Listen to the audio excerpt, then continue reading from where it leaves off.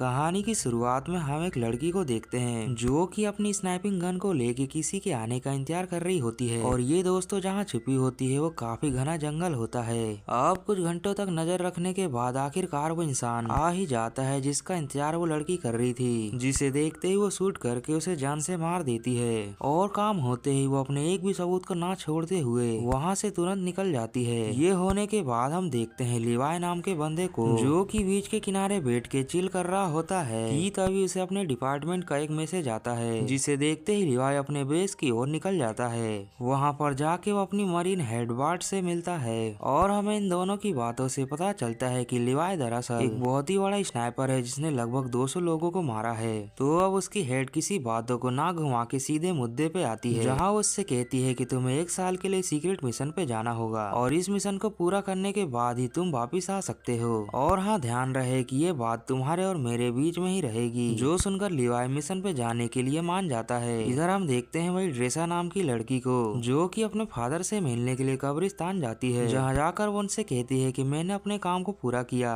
पर इसके बाद में 1 साल के लिए मिशन पे जा रही हूँ, इसीलिए अब हमारी मुलाकात 1 साल के बाद ही होगी, तो तब तक आप अपने सेहत का ख्याल रखें। ऐसा कहकर लिवाई वहाँ से चली जाती है। इधर दूसरे दिन होते ही हम देखते हैं लिवाई को जिसे हेलीकॉप्टर में ले जाके एक जगह कूदा दिया जाता है, जिसके बाद लिवाई पैराशूट के माध्यम से नीचे उतरता है और फिर कुछ घंटों तक पर्वत और नदियों को पार करने के बाद अपनी जगह पे पहुंचता है, जहां पर जाते ही उसकी मुलाकात जेडी नाम के बंदे से होती है, जो कि लिवाई को देखते ही कहता है कि अच्छा हुआ कि तुम आ गए, तो चलो मैं यहाँ के बारे में तुम्हें समझा देता हूँ। जेडी लिवाई को खाई में बने वॉच टावर को दिखाते हुए कहता है कि तुम्हें मेरी ही तरह ही 1 साल तक इस वॉच टावर में रहना होगा और इस वॉच टावर में तुम्हें खाने पीने से लेकर हर एक सुविधा मिल जाएगी। और ये सुनने के बाद लिवाई सामने बने एक वॉच टावर को देखता है और पूछता है कि सामने भी तो एक वॉच टावर बना है, जो सुनकर जेडी कहता है कि हाँ, तुम्हारी ही तरह ही कोई एक बंदा 1 साल तक वहाँ के लिए भी आया होगा। लिवाई इन दोनों टावरों के बीच की खाई के बारे में पूछता है, जिस पर जेडी उसे बताता है कि इसे नर्क का द्वार कहा जाता है, जहाँ पर ढेर सारे मॉन्स्टर एक साथ रहते हैं, जिन्हें हम लोग होलो मैन के नाम से भी जानते हैं। जेडी कहता है कि अगर तुम्हें वो मॉन्स्टर कहीं भी दिखाई दे तो बिना कुछ सोचे ही उन्हें शूट तुरंत ही कर देना। और हाँ, इसके अलावा यहाँ की रिपोर्ट के बारे में तुम रोज ही अथॉरिटी को अपडेट करोगे। अब सारी बातों को बताने और समझाने के बाद जेडी वहाँ से जाने लगता है और हम देखते हैं कि उसे लेने के लिए वहाँ पर एक हेलीकॉप्टर आता है, जिस पर लटक कर जेडी वहाँ से जाने लगता है कि तभी थोड़ी ही दूर जाने के बाद जेडी को शूट करके मार दिया जाता है और ऐसा करने के बाद उसे उसी जंगल में फेंक दिया जाता है। वहीं दूसरी तरफ लिवाई अपने काम को आज से शुरू करता है और वो सारे कामों को करने के बाद आज की रिपोर्ट को अपनी अथॉरिटी को इन्फॉर्म करता है कि यहाँ पर सब कुछ ठीक है। ऐसा करने के बाद लिवाई दीवार पर देखता है कि ये काम तो 1940 तक ऐसे ही कोई ना कोई करते आ रहा है। तभी ये चीज देखकर उसके दिमाग में ख्याल आता है सामने वाले टावर की, जिसे वो बायनोकुलर से देखने की कोशिश करता है कि तभी वह देखता है कि सामने वाले टावर पे तो एक लड़की है और वो लड़की कोई और नहीं बल्कि वही ड्रेसा नाम की लड़की होती है। अब रात होते ही लिवाई जब सो रहा होता है कि तभी उसे एक बेहद ही भयानक सपना आता है, जिसे देखकर वो अचानक ही उठता है और अब नींद ना आने की वजह से सामने वाले टावर की ओर देखने लगता है, जहाँ वो देखता है कि सामने वाली लड़की का आज जन्मदिन होता है, जिसे वो अकेले ही सेलिब्रेट कर रही होती है। और इसके थोड़ी देर के बाद ही ड्रेसा भी लिवाई को देखने लगती है, जिसे देखकर वो उसके बारे में जानने का प्रयास करती है। तो लिवाई उसे अपना नाम बताने के साथ साथ बर्थडे भी विश करता है, जो देखकर ड्रेसा बहुत ही ज्यादा खुश हो जाती है। और ऐसा होने के बाद वो जल्दी से जाके म्यूजिक ऑन करके लिवाई को दिखाते हुए बड़े ही मजे से नाचने लगती है। और ऐसा करने के बाद वो लिवाई को भी कहती है कि तुम भी डांस करो,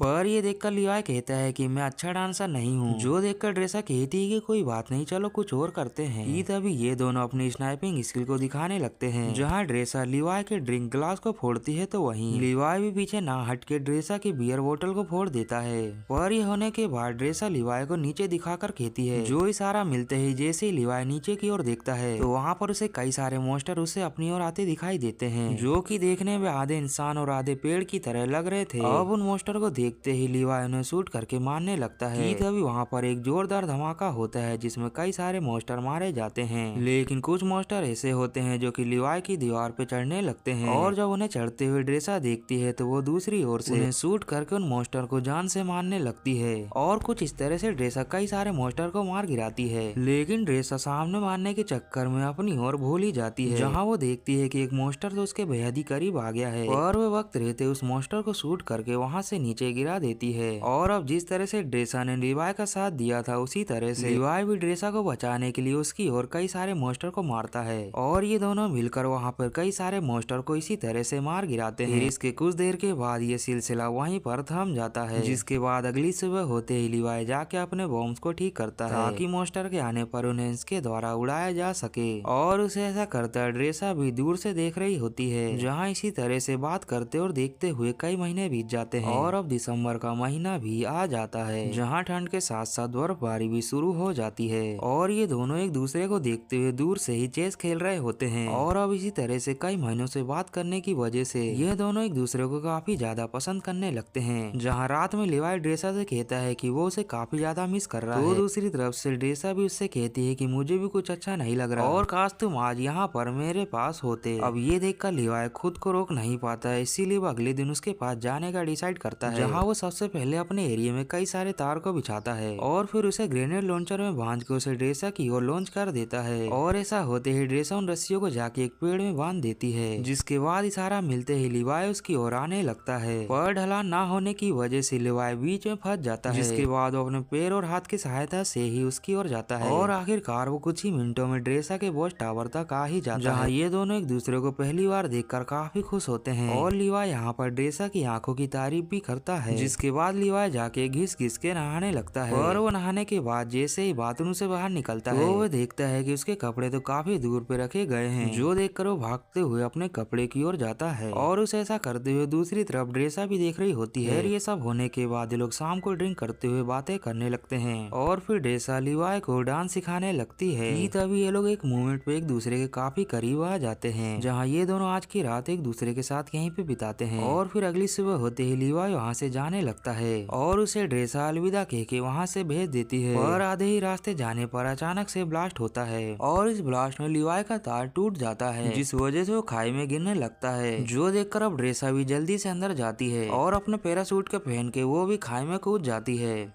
वहाँ से कूदते ही ड्रेसा जाके सीधे पानी के अंदर गिरती है, जिसके बाद वे पानी के बहाव के साथ आगे बढ़ती रहती है और एक पेड़ की डाल का सहारा मिलते ही ऊपर आ जाती है। इधर हम देखते हैं लिवाई को, जो कि पेड़ के ऊपर उल्टा लटका हुआ था और हम उसके करीब एक बहुत ही खतरनाक क्रिएचर को बढ़ते हुए देखते हैं। और वो क्रिएचर इससे पहले कि लिवाई के ऊपर हमला करता, लिवाई होश में आके उसे अपनी गन से शूट करके मार देता है और ये होने के बाद वो सीधा ही पेड़ से नीचे गिरता है। लेकिन लिवाई जहाँ गिरा होता है वो भी दरअसल एक पेड़ वाला क्रिएचर होता है, जो की लिवाई को महसूस करते ही उसे अब खाने लगता है, जहाँ वो देखते ही देखते अपने सारे दांतों को लिवाई के चारों ओर खोलता है। और इससे पहले कि वो उसे खा पाता, वहाँ पर ड्रेसा आ जाती है और उस क्रिएचर पे कई सारी गोलियां मार के लिवाई को बचा लेती है। और लिवाई ड्रेसा को यहाँ पर देख के काफी ज्यादा हैरान होता है। अब ये लोग वहाँ के नजारे को देख के आगे बढ़ने लगते हैं कि तभी थोड़ी ही दूर जाने पर इनके ऊपर वही क्रिएचर, जिनका नाम होलोमैन होता है, वो सब इनके ऊपर हमला कर देते हैं, जिन्हें देखकर ये लोग अपनी गन से उन्हें शूट करके मारने लगते हैं। और कुछ ही देर में ये लोग वहाँ के सारे होलोमैन को जान से मार देते हैं। और ये लोग जब उनकी ड्रेस देखते हैं तो बहुत ही ज्यादा हैरान होते हैं, क्योंकि इस तरह की ड्रेस तो सेकेंड वर्ल्ड वॉर के सैनिकों की होती थी, तो आखिरकार ये ड्रेस इन लोगों ने कैसे यहाँ पे पहनी। अब ये सारे सवाल इन दोनों के दिमाग में चलने लगते हैं। खैर अब ये लोग अपने कंफ्यूजन के साथ आगे बढ़ते हैं, जहाँ इन्हें थोड़ी आगे जाने पर एक वीरान पड़ा शहर मिलता है,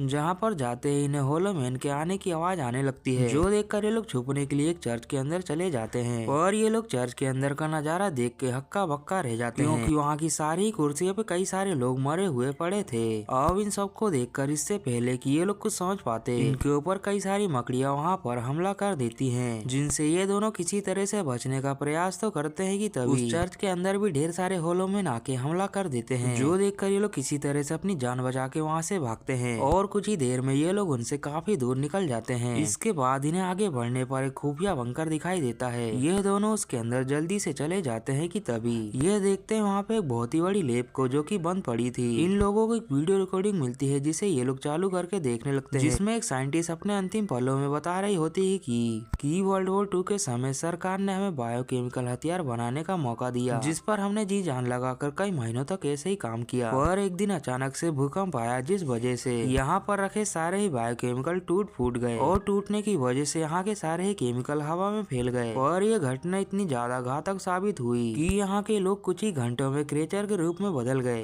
क्योंकि सारे केमिकल के मिलने की वजह से कुछ अलग ही प्रकार का रिएक्शन हुआ। इस बात की सूचना मिलते ही सरकार ने इस लैब को पूरी तरह से बंद कर दिया। इधर कंप्यूटर में लिवाई को डार्क लेक नाम की कंपनी की एक जानकारी मिलती है, जहाँ पर वो देखता है कि इस कंपनी के द्वारा यहाँ पर सुपर सोल्जर बनाए जा रहे थे, जो देखकर ये दोनों ही काफी ज्यादा हैरान हो जाते हैं, क्योंकि इन दोनों को यहाँ पे भेजने वाला और कोई नहीं बल्कि वही कंपनी होती है। इसके अलावा यहाँ पर एक न्यूक्लियर बॉम्ब भी होता है, जो कि इनके टावर के पास लगा था, जो कि यहाँ पर इसीलिए लगाया गया था ताकि यहाँ पे एक भी गलती हुई तो इस लैब के साथ साथ यहाँ के पूरे ही एरिया को उड़ाया जा सके। और इसी गलती को छुपाने के लिए इस कंपनी के द्वारा हर साल ऐसे एजेंट भेजे जाते हैं। अब दोस्तों आप लोग ये बात समझ गए होंगे कि जेडी को क्यों मारा गया, ताकि वो यहाँ से जाके यहाँ के राजों को बाहर ना बता सके। खैर ये लोग जैसे ही बंकर से बाहर निकल के आगे बढ़ने की कोशिश करते हैं, तब ये होलोमैन ड्रेसा को पकड़ के अपने साथ ले जाता है और उसे गुफा में ले जाके ऊपर बांध देता है। और इससे पहले कि वो होलोमैन उसे जान से मार पाता, वहाँ पर लिवाई आके उस होलोमैन को शूट कर देता है और इस तरह से वो ड्रेसा की जान को वहाँ बचा लेता है। अब ये होने के बाद ये लोग अब वहाँ से थोड़ा आगे बढ़ते हैं कि तभी इनके आगे एक बहुत ही बड़ा क्रिएचर आता है, जिसके अंदर छोटे छोटे कई सारे सैकड़ों क्रिएचर उसके अंदर होते हैं। और ये दोनों देखते हैं कि अगर इन्हें आगे बढ़ना है तो उस क्रिएचर के बीच से होके जाना होगा, जिससे ये लोग पार तो करने लगते हैं कि तभी ड्रेसा का पैर क्रिएचर में पड़ जाता है, जो देखकर वो क्रिएचर एक्टिव होकर ड्रेसा के ऊपर हमला करता है। और ड्रेसा किसी तरह से अपने आप को छुड़ा के वहाँ से भागती है और ऐसा होते ही लिवाई उस क्रिएचर के ऊपर बम फोड़ देता है। अब ये लोग इसे पार करने के बाद जल्दी वहाँ पहुँचने वाले थे, जहाँ पर लिवाई की रस्सी का आधा हिस्सा पड़ा हुआ था। यह लोग कुछ ही देर वहाँ पहुँच के रस्सी को एक जीप से बांधते हैं और कुछ इस तरह से अब ये लोग ऊपर की ओर जाने लगते हैं। लेकिन इन लोगों को ऊपर जाता देख होलोमैन भी इनके पीछे आते हैं, जिस पर लिवाई अपना दिमाग लगाते हुए गाड़ी के फ्यूल बम को फोड़ देता है। और ऐसा करने के बाद सारा ही फ्यूल उन क्रिएचर के ऊपर जाता है, जो मौका देखकर लिवाई अपने लाइटर से उसके ऊपर आग लगा देता है। और अब ऐसा होने के बाद ये लोग फाइनली ऊपर की ओर चले जाते हैं, जहाँ ऊपर जाते ही ड्रेसा कहती है कि हमें कल ही यहाँ से भाग जाना चाहिए। तो लिवाई कहता है कि हाँ ठीक है, हम ऐसा ही करेंगे।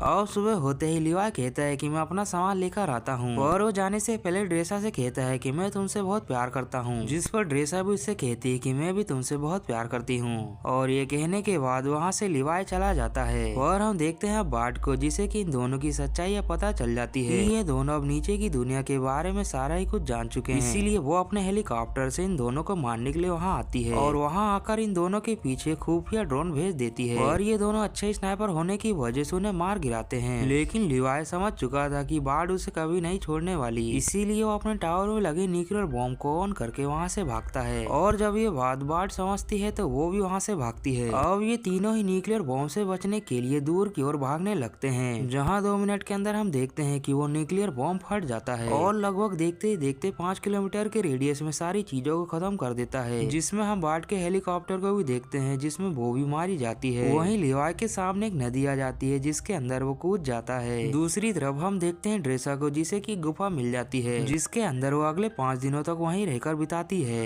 यह चेक करने के लिए कि कहीं रेडिएशन की वजह से उसे कुछ नुकसान तो नहीं हुआ। और ये होने के बाद हम 2 महीनों के बाद का समय देखते हैं, जहाँ ड्रेसा जब एक रेस्टोरेंट में होती है कि तभी उसके सामने वही पोस्टर वाले अंदाज में लिवाई आ जाता है। और लिवाई को जिंदा देखकर ड्रेसा बहुत ही ज्यादा खुश हो जाती है। और ये दोस्तों यहीं पर ये कहानी भी दी एंड हो जाती है। दोस्तों आपको ये कहानी कैसी लगी कमेंट करके जरूर बताएं। तो अब मिलते हैं अगली कहानी में, तब तक के लिए बाय बाय।